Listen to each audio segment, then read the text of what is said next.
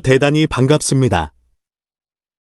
바둑의 전설 조은현 일대기 14 김종. 신혼여행지는 제주도. 마침 흐드러지게 유채꽃이 만발하고 바다 바람도 따스한 훈풍으로 바뀔 무렵이었다. 보수적인 환경 속에 성장한 신랑과 신부는 남국에서 처음으로 이성과의 사랑, 그 환상적인 로맨스의 진수를 맛보며 꿈같은 미러여행을 즐겼다. 2002년 2월 LG배 결승전을 앞두고 부부는 렌터카로 제주도를 일주했다. 만 22년 만에 오직 둘만이 돌아본 여행길에서 부부는 아마도 신혼여행의 기억들을 부단히 주워 올렸으리라. 신혼여행에서 돌아온 신부 정미화는 화곡동의 신방을 정리하면서 남편이 어떤 사람인지 깨달아가기 시작했다. 차남이었지만 조 국수는 결혼하기 전에 노부모를 봉양하는 조건을 내걸었었다. 어린 시절 일본으로 유학 가는 바람에 부모의 정을 충분히 못 받았다는 이유를 달았지만 사실은 형님의 넉넉지 못한 경제 사정을 감안한 결정이었다. 칠순을 넘긴 노부모는 며느리에게 낡은 스크랩북과 앨범을 건네주었다. 그 안에 당대 최고의 천재인 남편의 빛바랜 발자취가 담겨져 있었다. 거실의 선반 위에는 무수한 트로피가 놓여 있었다. 그녀는 트로피의 광택을 내면서 남편의 영광을 위해 기꺼이 왁스 같은 존재가 되리라 마음먹는다. 이때까지 조 국수의 타이틀 획득 수는 자그마치 33개. 국내의 모든 타이틀을 거머쥐고 오직 명인이 하나만 남겨둔 상태였다. 그러나 그 마지막 철옹성을 향한 조 8관왕의 주도면밀한 공세가 이미 펼쳐지고 있는 시점이었다. 마지막 성주 서봉수는 한국 바둑의 자존심을 위해 최선을 다해 버텼다. 2-2의 스코어. 관철동은 기이한 분위기 속의 대사건을 기다리고 있었다. 언제부턴가 조, 서, 양웅 그들만의 잔치로 변해버린 타이틀전. 기사들은 소주집에서 술잔을 기울이며 양웅의 전쟁에 대해서 이야기꽃을 피웠다. 대부분의 기사들은 중립이었지만 아무래도 한 사람에 의한 독재는 바람직하지 않았기에 은근히 서봉수가 투지를 발휘해주기를 기대했었다. 1980년 7월 12일 보통의 경우 비중이 큰 도전기는 유명 호텔의 특설 링을 빌려 치르는 게 관례였지만 특정 장소에 따른 두 대국자의 징크스 관계로 공정을 기하기 위해 한국 기원을 택한 거였다.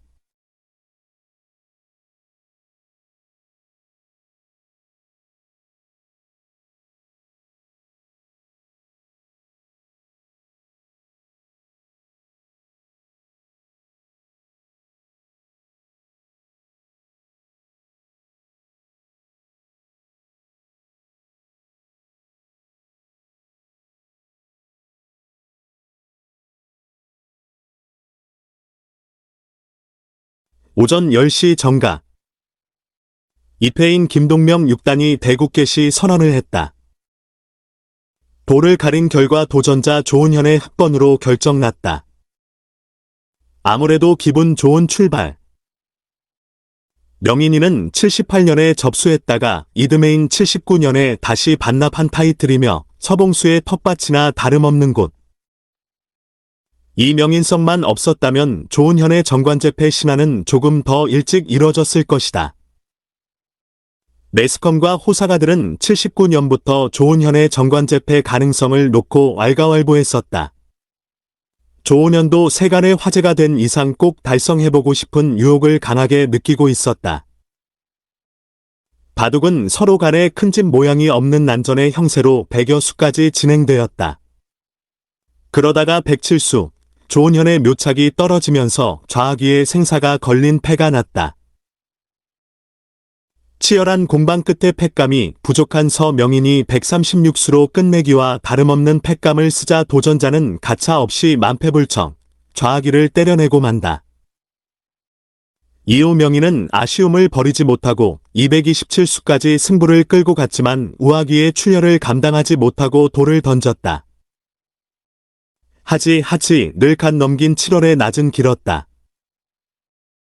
조은현의 정관제패 소식은 아직 해가 떨어지지 않은 오후에 관철동을 진원지로 사방에 퍼지기 시작했다. 5층 공개 해설장. 지켜보고 있던 사람들이 와 함성을 터뜨렸다. 만 27세의 양웅은 묵묵히 복귀를 하며 감상을 주고받았다. 공식 대국에서 만난 이후로 종국 후에 두 사람이 이런 모습을 보인 예가 없었는데 이 날만은 패자가 숙연하게 승자의 신화를 확인해주는 의식에 참여하고 있었다. 카메라 플래시가 쉬지 않고 터졌다. 새롭게 등장한 바둑계의 독재자 조은현은 수줍은 미소로 취임이 변을 밝혔다. 이제 시작일 뿐입니다. 그 말은 결코 겸양의 표현만은 아니었다. 국내의 전 타이틀을 싹쓸이했다 해서 바둑이 끝난 것은 아니었다. 같은 시기 일본에서 활약 중인 조치훈이 거의 모든 기전의 본선에 올라 매스컴의 조명을 받았고 마침내 11월 명인위에 등극하면서 바둑영웅으로 떠올랐다. 그리고 한국의 정관왕보다 훨씬 비중 있게 보도되면서 조은현의 자존심에 생채기를 냈었다. 그날 엄청난 결혼 선물을 안고 귀가한 조은현에게 신부가 물었다. 어떻게 됐어요? 이미 뉴스를 통해 알고 있었지만 그녀는 남편의 입을 통해 즐거운 소식을 듣고 싶었다. 응, 졌지 뭐. 남편의 대답은 그때나 지금이나 한결같다. 좀처럼 패배를 모르는 전신이지만 승부의 결과에 대한 물음에는 항상 졌다고 대답하는 것이다. 신부는 피식 웃으며 승부의 피로에 찌든 남편을 껴안아 주었다. 정관왕 조은현이 용인 처가댁에 방문하자 장인 정운영 씨는 버선발로 뛰어나와 환대해 주었다. 이런 보물인 줄 진작 알았다면 결혼 전에 좀 더 잘 대해줄 걸. 장인은 그저 미안한 마음뿐이었다. 미화야. 남편 잘 챙겨드려라. 장인은 눈만 부딪히면 맏딸에게 간곡한 당부를 했다. 그럴 때면 정미화는 셀쭉 입술을 내밀고 토라지곤 했다. 사위만 눈에 보이죠? 잘 나가는 남편을 둔 아내들이 공통적으로 갖는 감정은 영광의 소외감이 아닐까? 어차피 한 몸이라 남편의 영광은 다 아내의 몫이기도 하지만 돌아서면 자신의 정체성에 끊임없이 의문이 드는 법이다. 그러나 국수의 신부는 일찌감치 정체성을 확립하고 남편의 존재와 동일화하기 위해 자신을 기꺼이 내던진다. 노부모를 모시고 조신의 살림을 도맡아 꾸려가는 맏며느리 역할에서부터 승부사의 비서 역할까지 감당하며 추호도 흔들리지 않고 오늘까지 조 국수의 그림자로 남아있는 것이다. 출판인 김성록은 여성동화의 조 국수의 아내 정미화를 이렇게 표현했다. 국수의 네모난 칸을 가득 채우는 둥근 돌이라고. 얼마 전에 끝난 LG 배 세계기왕전은 세계 바둑 타이틀 전 사상 최고의 명승부로 일컬어지며 대단원의 막을 내렸다. 결과는 유창혁 9단의 역전승. 대부분의 전문가들은 백중지세 속에서 조은현의 3위 승리를 예상했었다. 실제로 조은현은 삼국을 승리함으로써 세계 타이틀 그랜드슬럼을 기록하는가 싶었다. 그러나 배짱 두둑한 유창혁은 절체절명의 위기 속에서도 기세 좋게 전신의 변환수를 맞받아 처대역전극을 연출하고 말았다. 그리하여 세계대회 사이클링 히트의 영광은 유창혁에게 넘어갔다.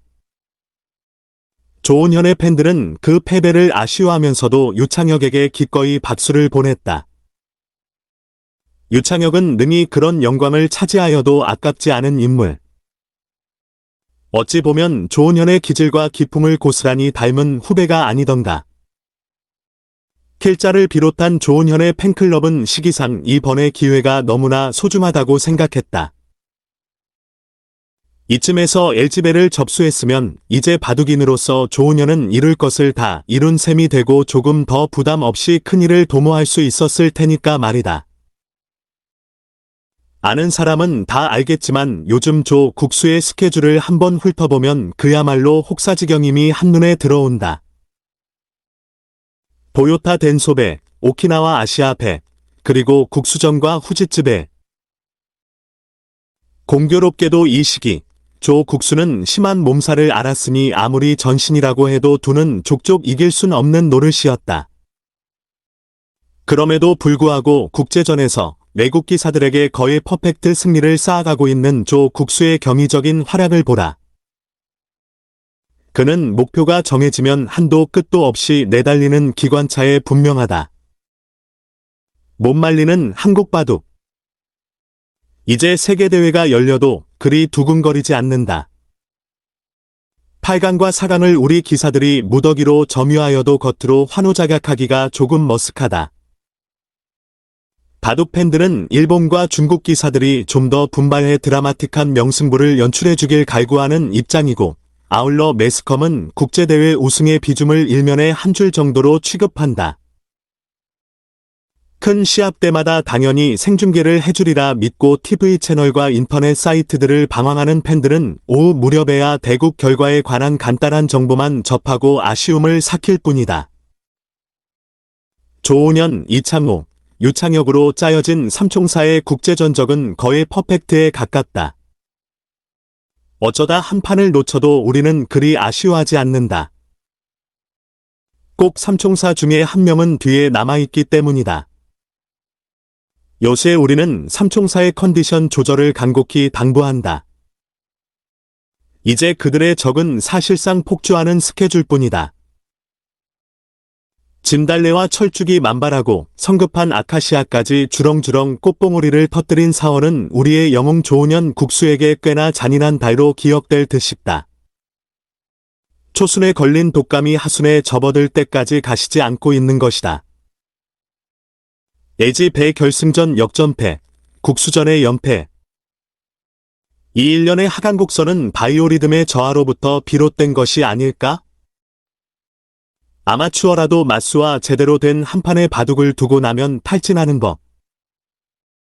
그런데 세계의 최고수들과 거의 매일 기싸움을 벌여야 하는 조 국수는 로마 시대의 글래디에이터와 다를 바 없는 전사이다.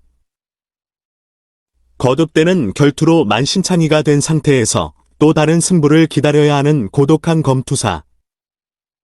다시 1980년. 전 타이틀 석권. 아무리 기사층이 엷은 한국 바둑계라고 해도 한 사람이 모든 타이틀을 싹쓸이했다는 것은 실로 대단한 기록이었다. 한반도를 평정한 조은현은 고개를 들어 대륙과 해안을 조망했다. 이제 조은현이라는 절대강자를 보유한 한국 바둑도 한 번쯤 일본과 맞대결을 해보고 싶은 열망에 들뜨기 시작했다. 그도 그럴 것이 조은현은 매년 벌어진 국제 친선대국에서 일본에 내로라 하는 강자들에게 조금도 밀리지 않고 완력을 선보여 왔었다. 그 무렵 중국에서도 서비평이라는 걸출한 영웅이 등장해 호시탐탐 일본을 엿보고 있었다. 그러나 솔직히 그때까지 일본은 세계 최강국이었다. 조은현과 서비평은 명인전, 본인방전 등의 본선 무대에 끼워주어도 시대에 남을지 장담할 수 없는 상황이었다. 사카다 구단이 고령에도 불구하고 면도날 초식을 구사하고 있었고, 후지사와 구단은 술과 도박에 찌들어 있었으면서도 가공할 집중력으로 서열 1위 기성전에서 후배들을 희롱하고 있었다. 이주머리 임혜봉은 오청원의 대를 이어 중후한 대륙바둑의 선봉으로 꾸준히 성적을 냈고, 기타니 도장의 오호다케, 이시다, 가토, 다케미야가 늘 선두권에서 각축을 벌이고 있었다. 그리고 마지막으로 혜성처럼 등장한 조치훈이 마침내 80년 명인이를 차지함으로써 활용점정의 마침표를 찍는 시점이었다. 우리 모두가 알다시피 까마득한 20년 전의 강호들 대부분은 아직도 흔들림 없이 정상권에 머물러 있다. 그때 일본의 타이틀전이 모두 오픈되어 삼국의 고수들이 공평한 조건에서 자웅을 겨뤘다면 아주 흥미로운 결과가 나왔을 것이다. 그 시기 필자는 수시로 조 국수를 만났는데 만날 때마다 똑같은 질문을 던지곤 했다. 삼촌, 이제 일본 가셔야죠? 어떻게 가겠냐? 다른 방법이 있으면 좀 알려달라는 투로 국수는 대답했다. 늘 같은 질문에 늘 같은 대답이었다. 간결하면서도 은유적이며 핵심을 함축하고 있는 국수의 답변. 그 말 속에는 강렬한 투지가 녹아있는 게 확실했다. 바둑 관계자들은 조은현에게 일본 콤플렉스가 있다고 지적했었다. 공부하다가 중단해버린 일본 유학. 스승 세고의 구단은 요원으로 조은현을 일본에 데려오라고 했고 후지사와 구단은 왜 진주가 흙 속에 묻혀있느냐고 투덜거렸었다. 동생이나 다름없는 조치훈이 이미 75년의 최연소 타이틀 획득을 기록하면서 일본의 최강자로 떠오르고 있었으니 조은현이 군대 문제로 귀국하지 않고 정진했다면 지금 일본에서도 틀림없이 정상권에 진입했을 텐데. 조은현은 겸허한 자세로 때를 기다렸다. 언젠가는 세계의 한국 바둑의 기계와 기량을 널리 떨칠 수 있는 날이 오리라. 얼마 전에 타이잼의 게시판에 일본 바둑 흥망론에 관한 아주 흥미로운 글이 올라왔었다. 현재 일본 바둑이 변방으로 밀려난 데에는 조은현의 존재와 무관하지 않다는 결론이었다. 1970년대에 조은현이 귀국하지 않고 일본에 남았었다면 조치훈 등의 강자들과 패권을 다투면서 일본 바둑의 격을 한층 더 높였을 것이고 오늘날에도 결코 한국이나 중국의 추월을 허용하지 않았을 것이라는 이야기다. 이야긴즉슨 다소 궤변 같긴 하지만 지금에 와서 세계 바둑사를 얼추 훑어보면 조은현의 존재가 가장 큰 비중을 차지하고 있으므로 일리 있는 역설로 인정해 줄만도 하다. 이제 조은현은 중국 프로리그의 용병으로 참가할 예정이다. 1년에 4판 정도만 두는 형식이지만 조은현을 기용한 중국 바둑의 선택은 탁월했다고 생각한다. 이 사제와 유창혁이 포함된 프로리그는 세계 최강의 리그가 아닌가.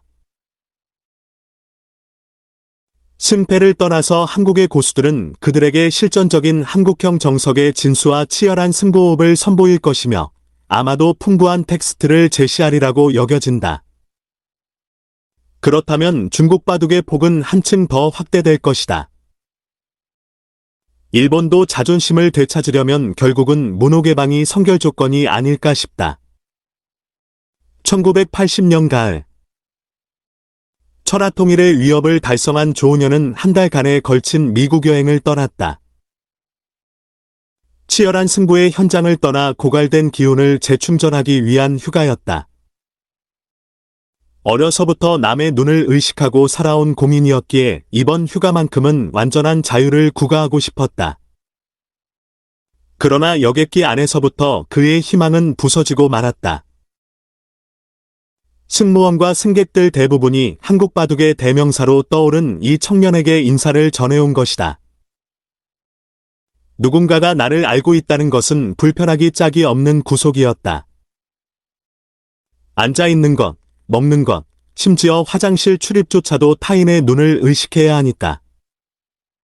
미국에서의 일정도 바둑 홍보 활동으로 타이트하게 짜여져 있었다. 때마침 미국에서는 바둑 붐이 일고 있었다. 트리벨리언이라는 작가의 소설 시부미가 밀리언셀러로 떠오르면서 그 소설에 등장하는 바둑이 널리 알려진 것이다. 시부미는 일본말로 아주 깊고 그윽한 어떤 것이라는 뜻인데 소설 속의 주인공이 어린 시절 일본에서 성장하면서 바둑의 대가로부터 신비한 능력을 전수받는 것으로 묘사되어 있다. 이런 시점에서 바둑 천재 조은현의 방문은 미국 유력 언론들의 관심을 사로잡았다. 워싱턴 포스트지는 코리아 고 챔피언 오리엔텔 라인닝 캘큘레이션이라는 제목으로 조은현에 관한 특집 기사를 실었다. 조은현은 워싱턴에서 아주 깊고 그윽한 어떤 것의 극치를 보여주었다. 벽안에 아마추어들을 상대로 담연기를 두었는데 16명과의 동시대국에서 15승 1패를 기록했다. 아마추어들은 여러 형태로 동양에서 온마스터를 시험했지만 조은현은 점잖게 대응하며 고수의 진면목을 보여주었다. 어떤 이는 차례를 기다리는 동안 두 술을 한꺼번에 더 놓고 시치미를 떼기도 했었다. 그러면 조은현은 싱긋 웃으며 위반된 도를 지적했다. 물론 이기고자 저지른 반칙이 아니라 고수의 기억력을 테스트한 것이었다. 프로기사라면 누구나 몇 판을 두더라도 모든 판을 기억하는 법이다. 그 중에서도 조은현 정도의 고수라면 얼추 16판의 복기를 어렵지 않게 해낼 판인데 그들 입장에서는 도저히 이해할 수 없는 불가해, 부가해의 영역이었을 것이리다. 전문기사들이 술을 기억하는 능력을 전문용어로 조형력이라고 한다. 한 수 한 수를 사진 찍듯이 머릿속에 새겨두는 능력을 말한다.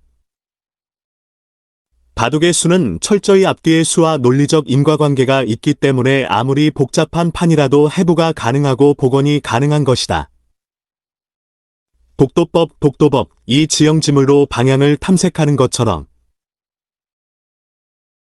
조은현의 조형력은 동시다발적으로 진행되는 수십 판의 바둑에서도 뛰어난 능력을 발휘하지만 까마득한 과거의 바둑을 기억하는 저장성에도 일가견을 보여준다.